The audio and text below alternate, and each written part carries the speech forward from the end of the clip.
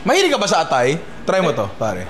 Ha? Ay, wala po sir. So meron tayo ditong atay ng manok na nakababad sa gatas, pare. Kaya binabad sa gatas para mabawasan yung lasa ng atay. Alisin natin yung gatas. Pwede yung banlawan pero ako hindi na. Salt, pepper. Dito sa harina. So, kailangan niya ng manipis na coating.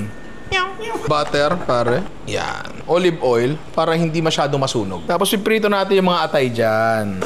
Siksikin mo. Yan, prito lang muna natin, pare. Yan. Dito mismo sa mantikan to, lagyan natin ng sibuyas. Tapos bawang. White wine. Kaya pala may white wine, pare. Kasi ang inspirasyon ng recipe na to ay isang recipe galing Italia. Kung tawagin ay fegato alla veneziana. Ginagamit talaga doon ay calf flavor. Pero mas madaling humarap na atay ng manok di ba? Kapag medyo na burn off na yung alcohol, tubang, nor, chicken powder, pare. Atay. Konting asayin, paminta. Pre, simple pero napakasarap nito. Kinchay, pare. Lagyan natin dyan. Pahing kanin, pare. Garnish laang. The perfect bite, pare. Pang-atay lovers talaga to kasi purong-purong atayan eh. Pero, kahit yung mga taong hindi masyado mahilig sa atay, makakain to kasi binabad nga natin ng matagal sa gatas. So, yung lasa na ayaw ng mga tao sa atay, wala. Yung texture na ayaw ng tao sa atay, wala rin dito, pare.